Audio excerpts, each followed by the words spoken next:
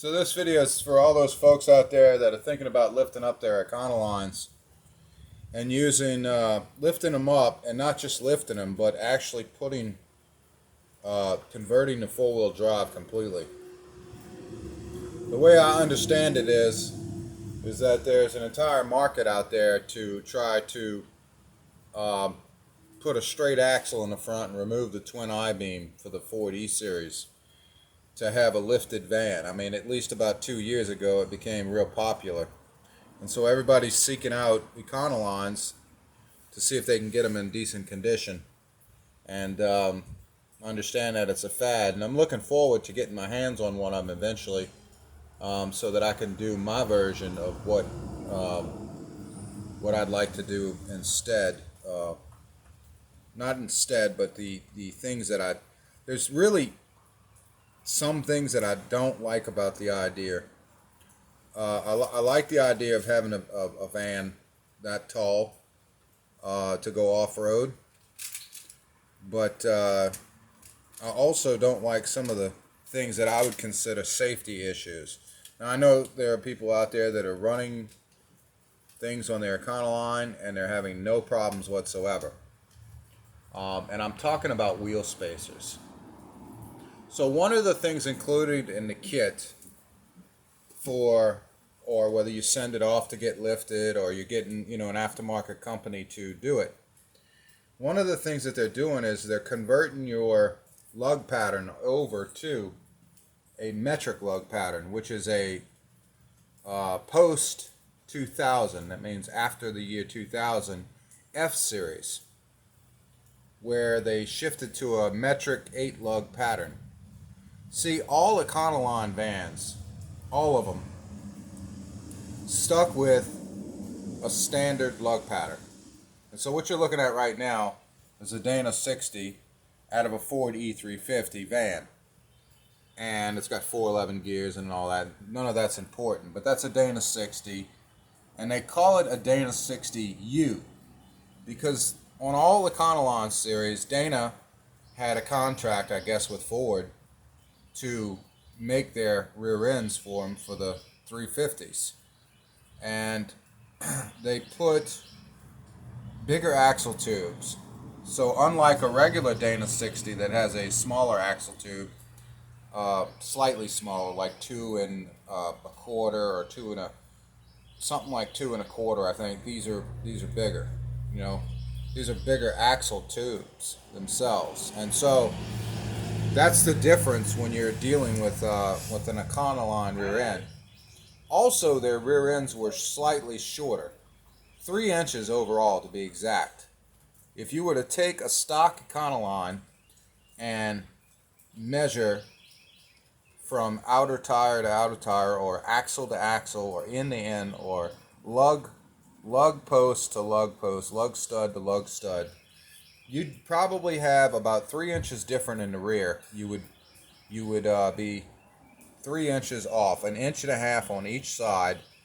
It would be more narrow in the rear, so it'd be shorter in the rear. And so they don't like that idea when you're 4x4, because you need your tires out, or when you're building a van with a lift on it, a mild lift or a lift or something like that. They want to have those tires on an Econoline poke out a bit to match the front, because the front is 3 inches wider than the rear on all stock E350s, and especially with the Dana axle.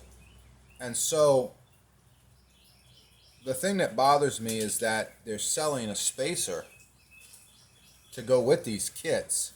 And what it does is the spacer goes on, and most people should know what a spacer is, but if you don't know, a spacer goes on first, and then after the spacer goes on, it bolts on with your regular lug nuts.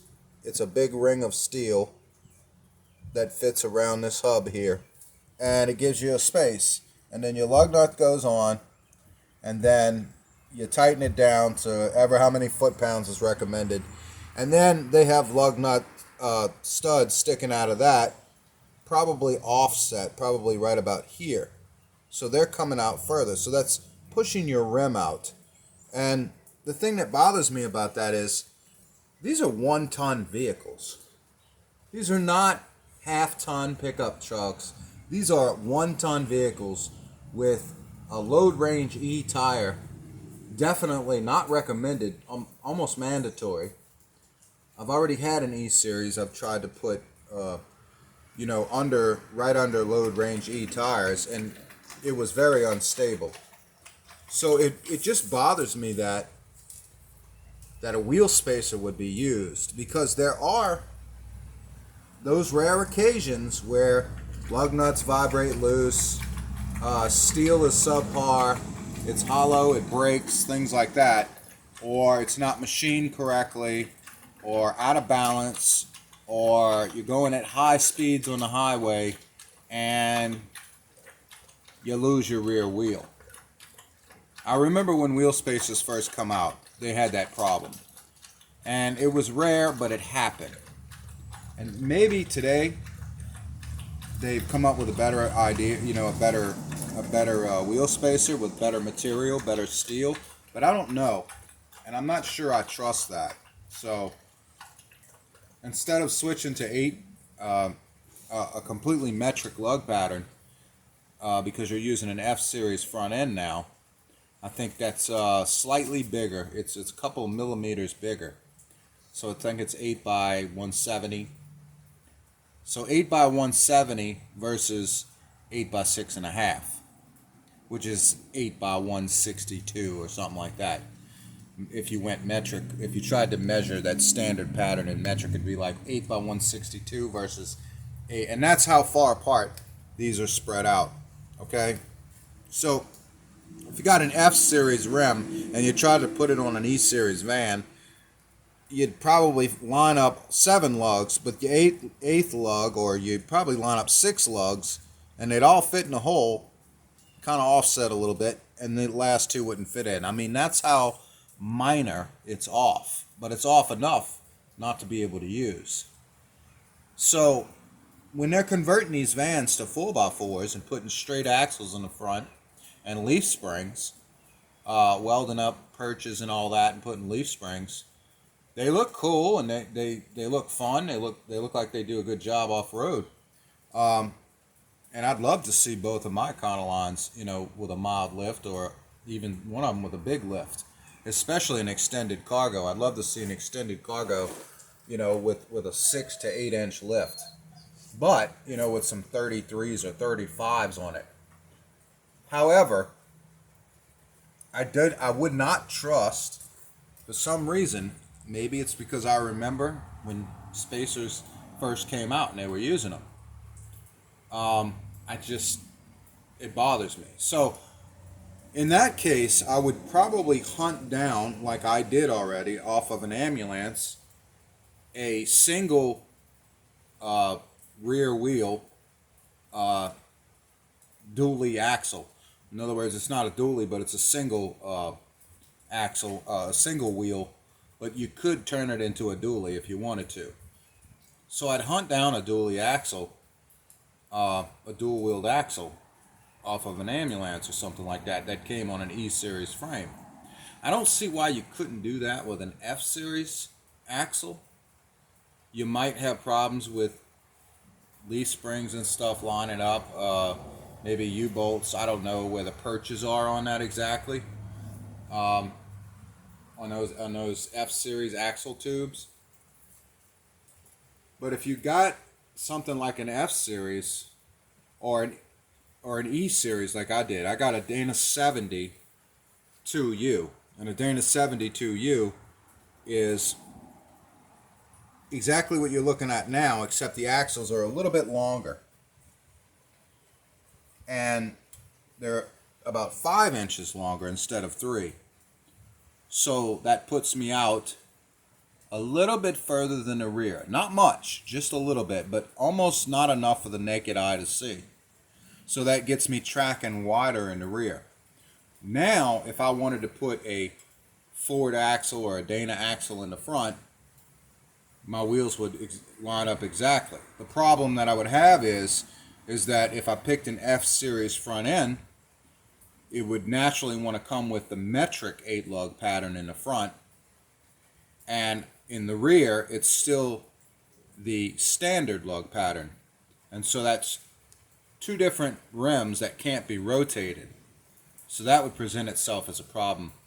But it would be a lot more stable because your lugs are actually attached to the axle or the hubs all the way back.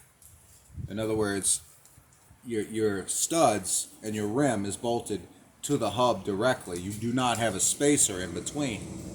So you're not dealing with three separate pieces of metal, a rim, a spacer, and then a hub. And you're not dealing with 8 sets of lugs. 16 sets of lugs. 2 sets of 8. You're not dealing with 16 lugs on each side. You're dealing with just 8 lugs, and that is a lot more. Seems a lot more safer to me for something that high, that heavy, and especially if you plan on doing any hauling or towing. And that's what stopped me from ultimately transforming one of my vehicles. I had the chance at one point financially to be able to do that, but that's what stopped me from doing that. Until I discovered a Dana 70, and now of course that time has passed, and those parts are way too expensive unless I go hunt them down in a junkyard myself. And I guess I could call up one of these companies and just order some of their templates or something like that, and weld my own purchase on my own frame and stuff like that, and get rid of my twin I-beam system. But I could get my own transfer case. I could do all of that. And another thing, they're putting these transfer cases and making these vans four-wheel drive with heavier tires and all, bigger tires, and they're still using the 75 transmission. So if they're using the 75 transmission and the van still weighs 8,000 pounds, and they're using a 75 transmission, which is the lighter transmission, it's nothing but a Crown Victoria transmission with a beefed up part or two in it, and that's about it. Because I just tore one completely to pieces on video and put it back together and fixed it because somebody rebuilt one wrong. But it's the same as what comes in the Mustang and the Crown Victoria and some of the Ford Explorers. So if it's using that light of a duty transmission for that heavy of a 5.4 liter or whatever, V8, and it's pulling 8,000 pounds or 8,600 pounds on an Econoline, a 12 or 15 passenger van. If it's a 15, it's probably 9,500 pounds, somewhere around there. But if you're pulling that kind of weight, and then you're putting a transfer case on the back of that transmission, I'm guessing you're asking for trouble down the road with transmission problems. I'm just saying, because now your passenger vehicle has now become something that you're off-roading in, and it's okay to do something like that as long as you know the cost and the potential damage associated with that or risk that come with that. So I just wanted to give my thoughts about taking one of my Econolines and jacking it up and other than the inch that mine is a little bit higher, and I achieved that with just simple spring change and adding timber and bushings for roll control and to make it stable without compromising the ride. And those things are still holding up the way that I expected them to. I was leery at first, but after riding on them for a while, they've held up great. So I got them front and rear, and I'm telling you, I could make a turn on an off ramp or an on ramp pretty stable. There's no rolling with what I have, and that's in a heavy Econoline. So I don't know about trusting wheel spacers. I'd always have that in the back of my mind, that I have wheel spacers, and then I have to pull the rim off and make sure that my lug nuts are tight from the wheel spacer to the actual hub itself, and make sure that they didn't back themselves off. And I would probably put Loctite, do all kinds of things, and then even still, I'd be worried about the wheel spacer cracking on me, and potentially, breaking or splitting open, or being off balance, or the lug nuts, the studs themselves being some kind of subpar material, or hollows in the steel, not manufactured correctly, and things like that. Those kinds of things would bother me because there's so much weight on one wheel, and you're dealing with a 1-ton vehicle. It's like taking an 18-wheeler and putting wheel spacers on it is what it reminds me of, even though we're just talking about a light passenger truck, passenger van. But still, it's kind of like that. I would expect to do that to something like a Toyota pickup truck or something like that. Not really an E-Series van that almost weighs as much as a Hummer. So those are my 2 cents about this. And I'm sure there are guys out there that are doing great, and there's no problems whatsoever. And they're pretty cool vans and everything else. But those are some of the things that bother me. This is something I wanted to show you about what could potentially happen and why I don't trust certain things. This is a Spicer, Dana Spicer, straight from their factory in China, India. And I ordered this, and I had it in a shed, and I kept it because I've never had this happen before. And this was brand spanking new, and I put it right back in its box. Yeah, it's been in the shed for a while now. So it's got a little rust on it because it was in the shed, but if you look at that where it broke, that's insane. You put that on, it snapped off. No, I mean, it threw my drive shaft. Yeah. It snapped and threw my drive shaft, and you can tell it was only bolted on once here where the drive shaft was. And it doesn't really matter if the drive shaft was out of balance or anything else. This should never snap like that. And it did. It snapped. It blew the drive shaft after it hit the concrete. It bounced underneath the truck. It bounced off of something else, came back and hit the truck, but it caved in a fuel tank. Yeah, smashed a fuel tank. That's the first to go on the Econoline. If you throw a drive shaft, the first to go on it is the gas tank. If you got a midship, which most all Econolines are midship gas tanks, which means on the driver's side, a big torpedo-shaped gas tank. Every one of them gets bashed in every time a drive shaft throws. So that's what happened here, and you can see where it broke. So that's kind of what bothers me, is that this was brand new. Of course, I got in touch with these people and they sent me another one back out. You know what I did? I put my original back on. The original Spicer from '99. Yep. I didn't take any chances. I said, you know what? I'm not taking any chances. That was before we changed the rear end. In fact, it's on that Dana right now. Yeah, so I still have a new Spicer, and I'm leery to sell it to somebody else, even though it's brand new. I have one that's not rusted, brand new in a box, and it's kept in a climate control. But I kept it in case I need it, or one of them's out of balance or something. Slightly bent or warped or something. But this is not supposed to have happened, under any circumstance. But it did, So, I mean, you can see where that broke. It almost looks like it's made out of pewter or something. There's a weakness right here. It was just like a cast iron, right? I mean, that's what it looks like. Like a cast. And it's real weak right here. I mean, you can look at how weak that is. So, I know the spacers are thicker than that and all that. But I'm saying this kind of stuff happens with steel. And, I don't know, maybe if it was too cold in the steel, I don't know. But it didn't take long for this to happen because it happened almost right away. So that tells me that this was defective from the factory. And for these people not even to argue with me and send me another one and not even want this one back, tells me something. Tells me this has happened before. So I'm just telling people with wheel spacers out there, rolling on 33s, rolling on 35s. Be careful.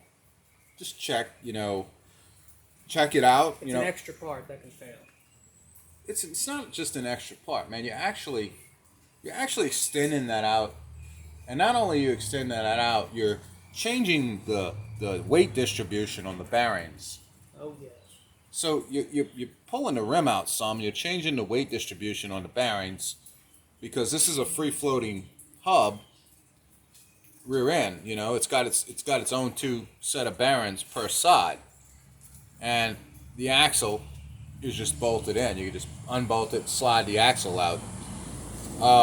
So you're dealing with you're changing that, and that is kind of a concern for me when you're dealing with a heavy load and a lot of weight, and it always has been. So it's something to think about if you got a 4x4 E-Series van that you jacked up, and you now have your new rims on it, and they're basically F-Series rims because they're now a metric lug pattern and all that. And you had to use those spacers to stick your wheel out some. Something to think about. If you've spent the money, $10,000, $15,000, $25,000 to have your van jacked up like that, That's a lot.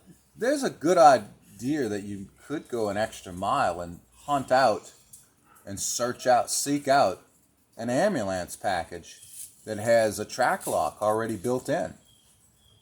Instead of using the regular Dana 60 that come, because they do. If you get one off an E-Series, E-Series ambulance, it does bolt right in to your frame. Exact spacing.